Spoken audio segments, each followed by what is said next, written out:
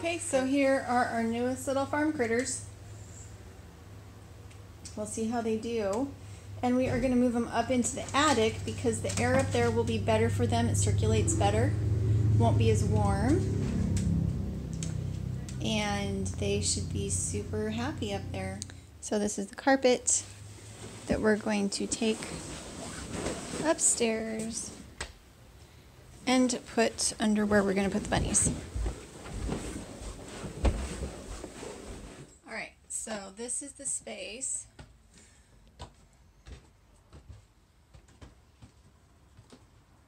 Where they're going to be. And the kids have already made a mess out of it, which is kind of what I was assuming was going to happen. Paige? Huh? Go get the dustpan and broom, please. What were my instructions to you? There's hay here all over the attic. So this is the problem when you got kids that help with stuff, is that this will attract vermin. And my instructions to Paige were that she be very careful about not having anything spill. And this is what happened, is we've got a big spill.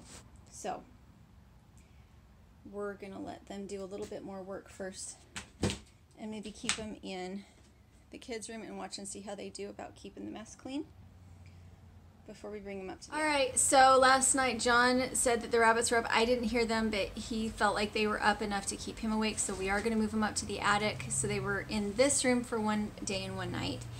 And I do smell the urine, and so air quality, we're going to switch them to the attic. I'm kind of thinking that I should go up because last time when we went up, That's fine, just know that you have to go down really, really low so that it stays even. I will lift it from the bottom, but that's what we're aiming for, is that it stays even. Okay, then I'll be in the back because... You want to be in the back? Yeah, because I cannot bend it. I have too many bruises on me.